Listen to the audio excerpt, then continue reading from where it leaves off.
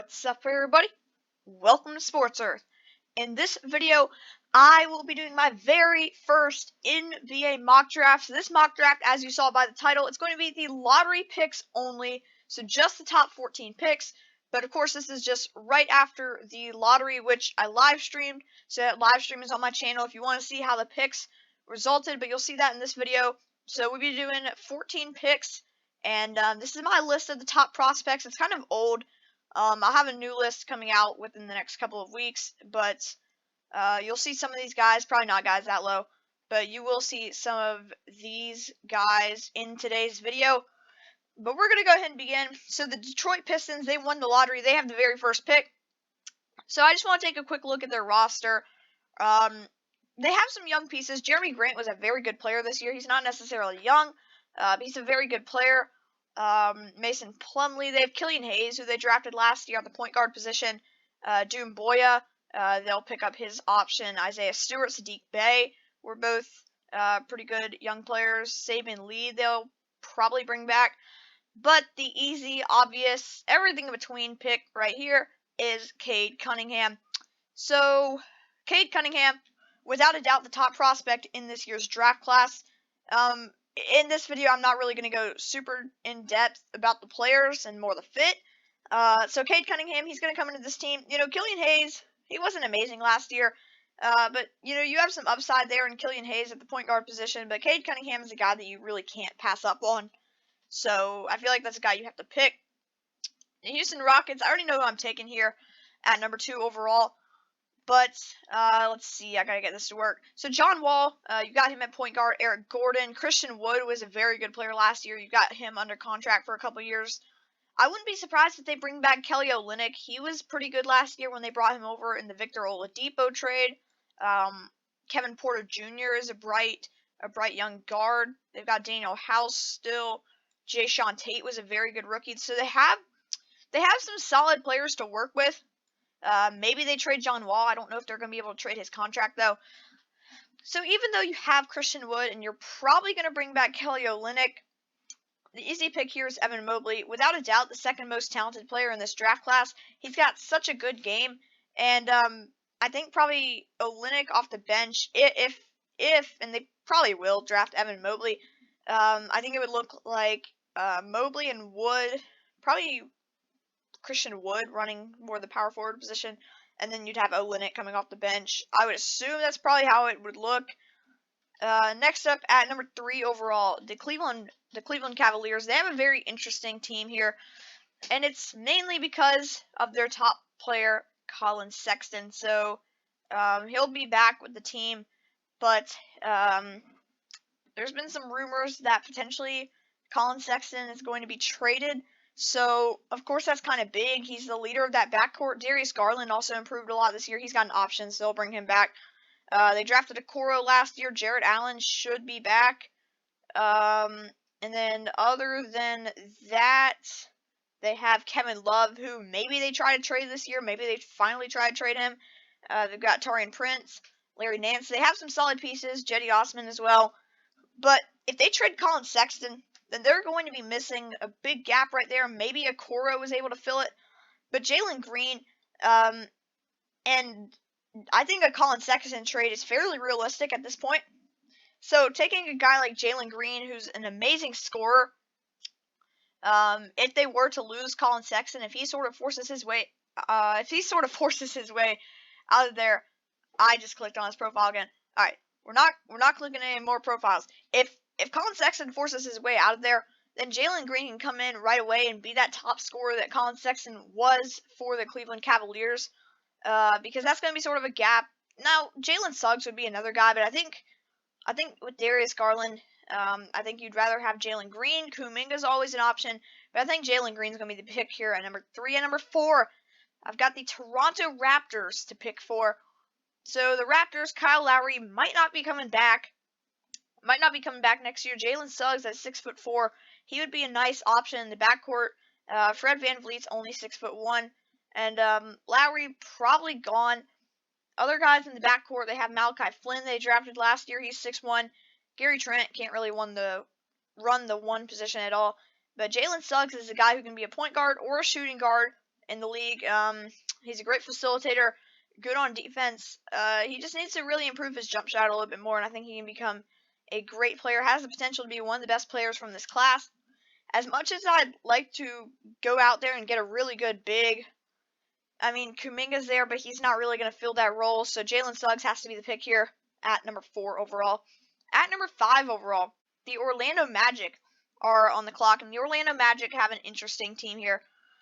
So Otto Porter may not be back. He has the option, so he probably won't be back.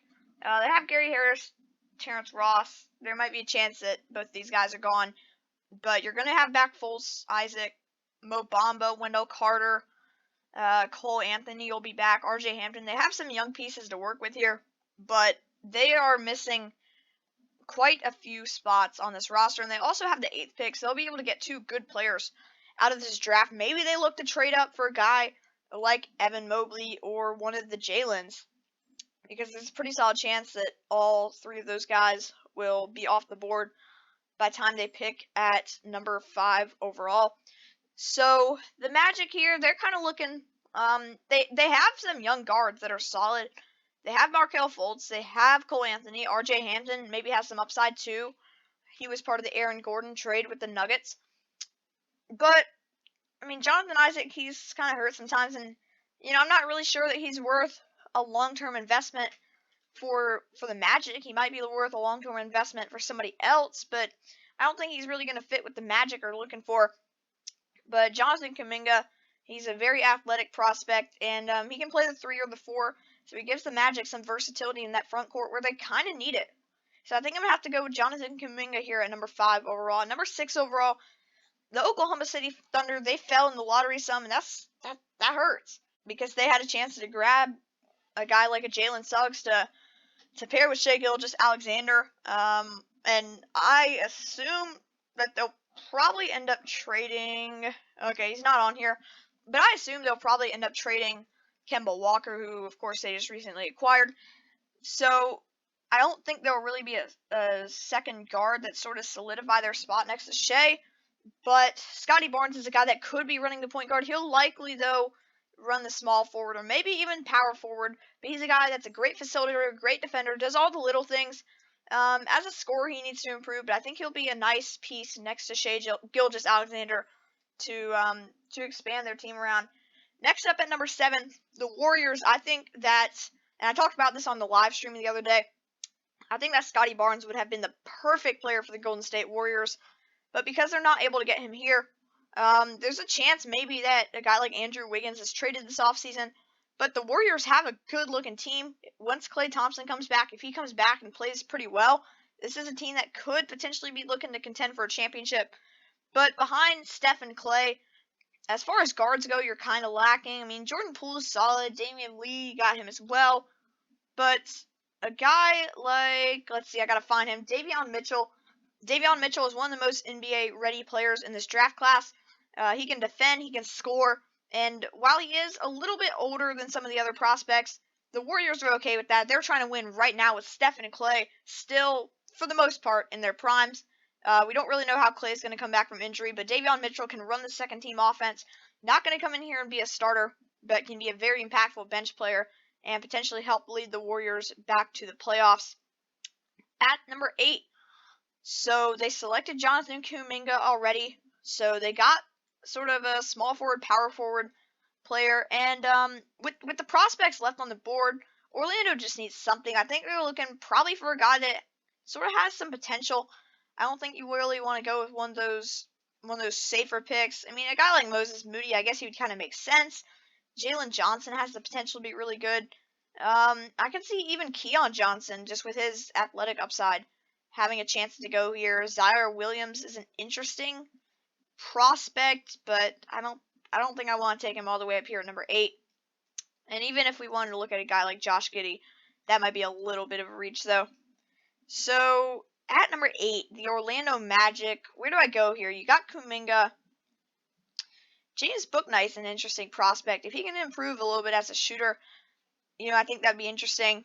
But as far as young guards go, you already have Fultz, you already have Cole Anthony, you already have RJ Hampton. You invested that first rounder last year in Cole Anthony. So, I don't know. This is kind of a tough pick for the Magic, but they really need a lot. They're just looking for somebody who can make an impact for them right now. But with them already drafting Kuminga, I kind of want to go with a guard. And I think the James Bouknight fit, it has some upside.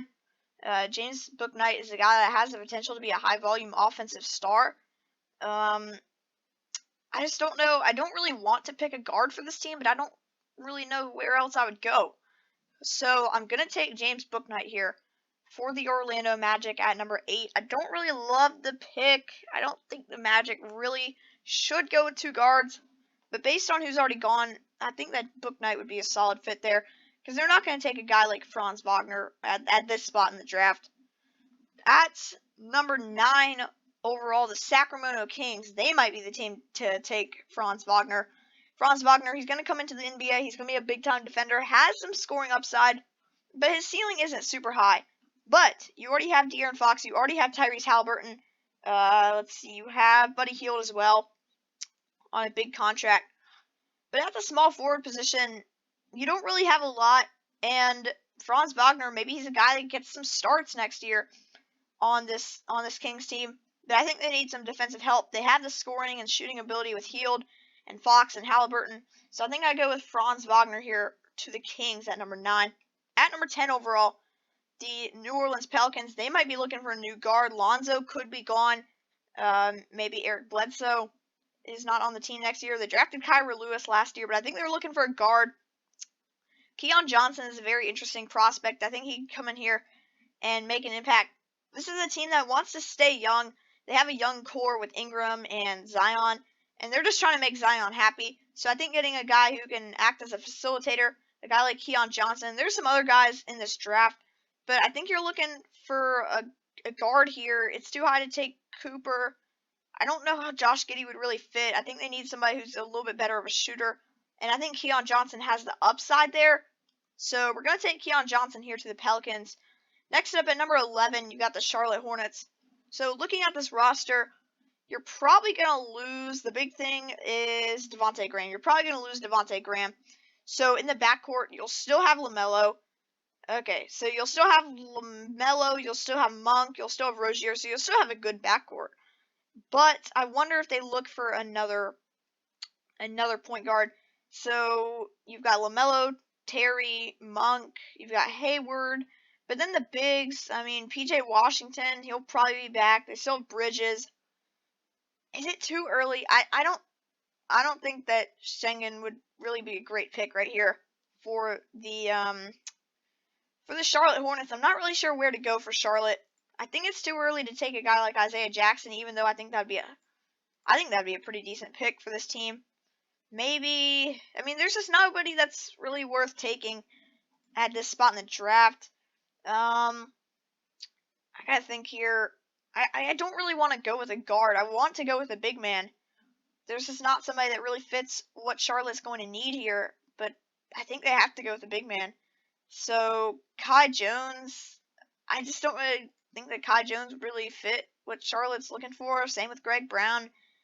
Jackson, it's nice. I just don't know if I can take Isaiah Jackson at number 11.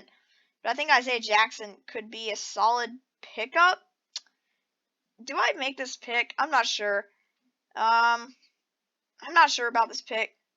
So, I'm going to go with Isaiah Jackson. I just don't really see any better options here on the board for the Charlotte Hornets to take. I'm going to have to go with Isaiah Jackson here. I don't really love it, but I don't see a lot of better options, because if we look at guys that have already been drafted, let's see. So recently, I mean, I guess a lot of these guys wouldn't have really been great fits either. There's just not a whole bunch of talented big men after Mobley and I guess kind of Kuminga. But Jackson's a guy that has a lot of upside on the interior as a defender and as an interior scorer. And with guys like Rozier and Ball out there already that can make plays with Jackson on the inside, I think that would be a good fit. It's a high upside pick.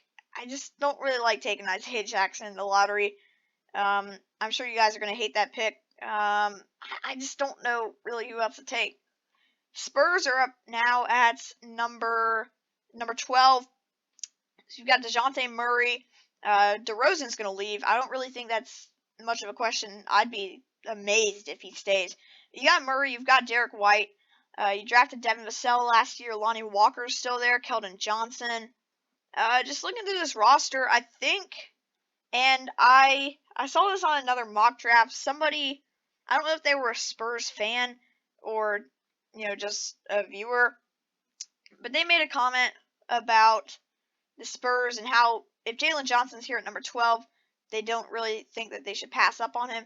And I think Jalen Johnson would kind of fit with the Spurs. But if we're looking at this roster, I mean, he's a guy that can play small forward and could probably play power forward as well. And the center position definitely needs work, but, it's the same issue that we had with the Hornets. There's no centers that are worth taking this high. So I think Jalen Johnson would be a good pick for the Spurs. I kind of like the idea. I didn't mean to click that. I kind of like the idea of Jalen Johnson with the Spurs. So next up at number 13, we've got the Indiana Pacers. The big man Sabonis and Turner. Sounds like they'll probably be holding on to both those guys for at least another season. But Malcolm Brogdon has been part of some trade talks. LeVert, maybe TJ Warren isn't there. I think it might be time for the Pacers to take, where is he? I want Josh Giddey here for the Pacers. This is off the assumption that Malcolm Brogdon is not there next season. Giddey can come in. He can be a facilitator. Doesn't have an amazing jump shot, but you have Caris LeVert who can score. Sabonis, Turner, they can each score. If you hold on to TJ Warren, he was an amazing scorer. We last saw him really in the bubble, and he was an amazing player there. So I think Josh Giddey makes some sense here for the Pacers. I know this might be a little bit of a weird-looking lottery. There's a lot of talented players in this class. And with the Warriors here at number 14, so you got Davion Mitchell to run the second team offense. And now I kind of think you're looking for a big man.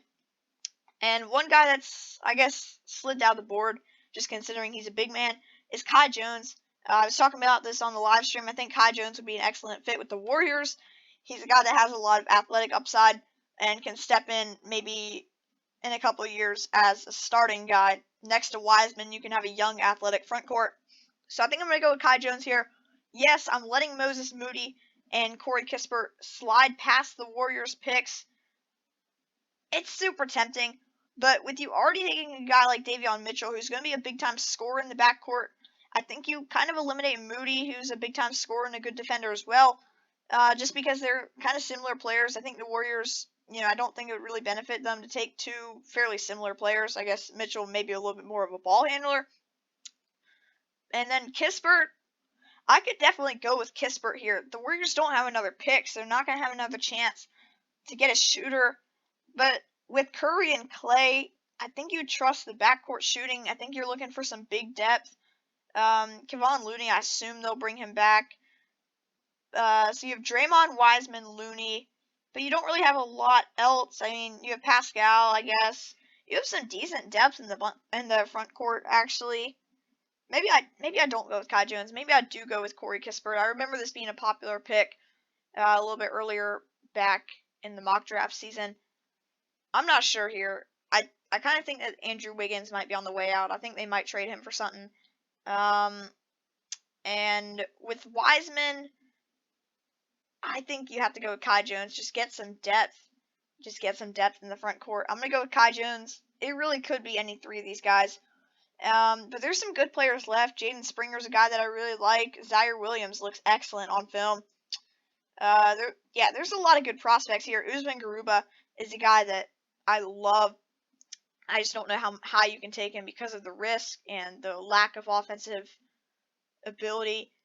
He's an amazing defender. He can really guard all 5 positions. I'm going to go with Kai Jones here. Get the big man depth. I don't love that pick. I could have gone with Kispert. Could have even gone with Moody. But we're going to stick with it. We're going to go Kai Jones for the Warriors. So that is my my lottery only. That's my very first mock draft of the year. So I appreciate you guys for watching. If you've watched this far, be sure to leave a like if you enjoyed. And let me know in the comments what picks you would have changed. I don't love Bouknight to the Magic. But I have a reason that I picked all the picks, even though I didn't love some of the picks. I really like Josh Giddey here to the Pacers, though. I think he'd be a good replacement for Brogdon. But there are definitely some picks that not everybody's gonna love. So let me know in the comments what you thought about my picks and what picks would you change? Because I know there are a lot of good players left on the board. It's a very talented draft class. Isaiah Jackson, probably the biggest reach of the video, but he has some upside, and I think he'd fit well with LaMelo there in Charlotte. So, yeah, once again, let me know in the comments what you thought about my picks. What would you like? What would you change? Subscribe to the channel if you're not already. And go subscribe to my live streaming channel and my Clemson channel. If you are not already subscribed to either of those, they will each be linked in the description, as they always are. And since I've already made this video longer than I really wanted it to, I'm going to go ahead and say this. So, I'm changing up what I'm doing with my live streaming channel a little bit. I'm going to be doing any like sports related live stream. So for example, when I live stream the lottery or when we had that college football talk stream, those will all be on this channel, but the live streaming channel is going to be more for like rebuilds and that kind of stuff, really. More, I guess, games. It used to be called Sports Earth Gaming, but I renamed it Sports Earth Live. We're going to keep it with that, but it's going to be more for like Madden, NBA 2K rebuilds and that kind of stuff. So I just thought I'd get that out of the way since I've already made this kind of a longer video. But that's all I've got. So I'll see you guys next time here on Sports Earth.